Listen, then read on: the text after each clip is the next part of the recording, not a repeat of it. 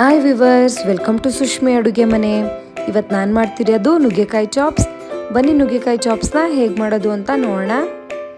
ಮೊದಲು ಮಸಾಲ ರುಬ್ಕೋಬೇಕು. ಅದಕ್ಕೆ ಒಂದು ಮಿಕ್ಸಿ ಜಾರ್ಗೆ 1-3 ಲವಂಗ, 1-2 ಪೀಸ್ ಚಕ್ಕೆ, 1/4 ಸ್ಪೂನಷ್ಟು ಕಾಳುಮೆಣಸು, 1 ಗೆಂಡೆ ಬೆಳ್ಳುಳ್ಳಿ, 1 ಇಂಚು ಶುಂಠಿ, ಸ್ವಲ್ಪ ಪುದೀನ ಸೊಪ್ಪು, ಕೊತ್ತಂಬರಿ ಸೊಪ್ಪು 1 ಹಿಡಿಯಷ್ಟು ತೊಗೊಂಡಿದ್ದೀನಿ, 1 ಗೆಂಡೆ ಈರುಳ್ಳಿ ಮೀಡಿಯಮ್ ಸೈಜ್ದು, ಅರ್ಧ ಟೊಮೆಟೊ ತೊಗೊಂಡಿದ್ದೀನಿ, ಸ್ವಲ್ಪ ಹಸಿ ತೆಂಗಿನಕಾಯಿ, ಒಂದು 4-5 ಹಸಿರು ಮೆಣಸಿನ್ಕಾಯಿ ಹಾಕಿ ಸ್ವಲ್ಪ ನೀರು ಹಾಕಿ ನುಣ್ಣಗೆ ಪೇಸ್ಟ್ ಮಾಡ್ಕೋಬೇಕು.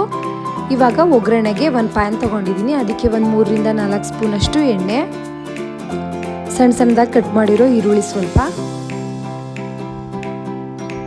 ಈರುಳ್ಳಿ ಎಲ್ಲ ಎಣ್ಣೆಲೆ ಚೆನ್ನಾಗಿ ಫ್ರೈ ಆಗಲಿ. ಈರುಳ್ಳಿ ಎಲ್ಲ ಕಲರ್ ಚೇಂಜ್ ಆದಮೇಲೆ ನುಗ್ಗೆಕಾಯಿನ ಬಿಡಿಸಿ ಕಟ್ ಮಾಡಿರೋ ನುಗ್ಗೆಕಾಯಿ ಹಾಕೋತಾ ಇದ್ದೀನಿ. ಎಣ್ಣೆಲೆ ನುಗ್ಗೆಕಾಯಿನ ಒಂದು 5 ನಿಮಿಷ ಚೆನ್ನಾಗಿ ಫ್ರೈ ಮಾಡ್ಕೋಬೇಕು. ನೋಡಿ, ನುಗ್ಗೆಕಾಯಿ ಎಲ್ಲ ಚೆನ್ನಾಗಿ ಫ್ರೈ ಆಗ್ತಾ ಇರಲಿ. ನುಗ್ಗೆಕಾಯಿ ಆರೋಗ್ಯಕ್ಕೆ ತುಂಬ ಒಳ್ಳೆಯದು. ಇದರಲ್ಲಿ ಫೈಬರ್ ಕಂಟೆಂಟ್ ಎಲ್ಲ ಜಾಸ್ತಿ ಇರುತ್ತೆ. ಜೀರ್ಣಕ್ರಿಯೆ ಎಲ್ಲ ಚೆನ್ನಾಗಾಗುತ್ತೆ. ಚೆನ್ನಾಗಿ ಫ್ರೈ ಆದಮೇಲೆ ನಾವು ರುಬ್ಬಿಟ್ಕೊಂಡಿರ್ತೀವಲ್ಲ ಮಸಾಲ, ಅದನ್ನು ಹಾಕ್ಕೊಂಡು ಹಾಗೇನೆ ಎಲ್ಲನೂ ಚೆನ್ನಾಗಿ ಒಂದ್ಸಲ ಮಿಕ್ಸ್ ಮಾಡ್ಕೊಳ್ಳೋಣ. 1 ನಿಮಿಷ ಮಸಾಲೆ ಎಲ್ಲ ಎಣ್ಣೆಲಿ ಫ್ರೈ ಆಮೇಲೆ ರುಚಿಗೆ ತಕ್ಕಷ್ಟು ಉಪ್ಪು ಹಾಕ್ಕೊಂಡಿದ್ದೀನಿ. ಅರ್ಧದಿಂದ 3/4 ಸ್ಪೂನಷ್ಟು ಉಪ್ಪು ಹಾಕ್ಕೊಳ್ಳಿ.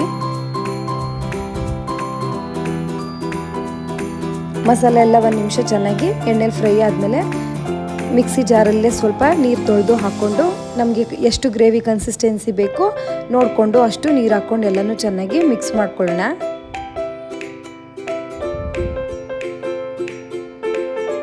ನೀರೆಲ್ಲ ಹಾಕಿ ನೀಟಾಗಿ ಎಲ್ಲನೂ ಒಂದ್ಸಲ ಚೆನ್ನಾಗಿ ಮಿಕ್ಸ್ ಮಾಡ್ಕೊಳ್ಳೋಣ.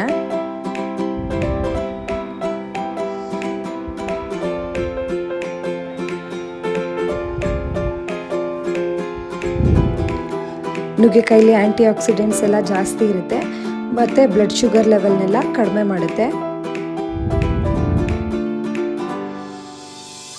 ನೋಡಿ, ಇವಾಗೆಲ್ಲ ಚೆನ್ನಾಗಿ ಕುದಿತಾ ಇದೆ ಅಲ್ವಾ. ಒಂದು 5-10 ನಿಮಿಷ ಲಿಡ್ನ ಕ್ಲೋಸ್ ಮಾಡಿ ಚೆನ್ನಾಗಿ ಬೇಯಿಸ್ಕೊಳ್ಳೋಣ. ನುಗ್ಗೆಕಾಯಿ ಬೇಗ ಬೆಂದ್ಬಿಡುತ್ತೆ. ನೋಡಿ, ಇವಾಗ ಸುತ್ತ ಎಣ್ಣೆ ಎಲ್ಲ ಬಿಟ್ಕೊಂಡ್ಬಂದಿದೆ ಅಲ್ವಾ. ಮಸಾಲ ಮತ್ತು ನುಗ್ಗೆಕಾಯಿ ಎಲ್ಲ ಇವಾಗ ಚೆನ್ನಾಗಿ ಬೆಂದಿರುತ್ತೆ. ಸ್ಟವ್ನ ಆಫ್ ಮಾಡಿಕೊಂಡ್ರೆ ರೆಡಿ ಆಯಿತು. ಬೇಕಂದರೆ ಒಂದು ಅರ್ಧ ಹೋಳಷ್ಟು ನಿಂಬೆಹಣ್ಣು ಇಟ್ಕೊಳ್ಳಿ. ಇವಾಗ ಚಪಾತಿ ಜೊತೆ, ಅನ್ನದ ಜೊತೆ, ಮುದ್ದೆ ಜೊತೆ ಎಲ್ಲ ಸರ್ವ್ ಮಾಡ್ಬೋದು. ನೀವು ಒಂದ್ಸಲ ಮನೇಲಿ ಟ್ರೈ ಮಾಡಿ, ತುಂಬ ಸುಲಭವಾಗಿ ಮಾಡ್ಕೋಬೋದು. ನನ್ನ ವೀಡಿಯೋಸ್ನೆಲ್ಲ ಪೂರ್ತಿ ನೋಡಿ. ನನ್ನ ಚಾನಲ್ನ ಇನ್ನೂ ಯಾರ್ಯಾರು ಸಬ್ಸ್ಕ್ರೈಬ್ ಮಾಡಿಲ್ಲ, ಸಬ್ಸ್ಕ್ರೈಬ್ ಮಾಡಿ, ಲೈಕ್ ಮಾಡಿ, ಶೇರ್ ಮಾಡಿ. Thank you.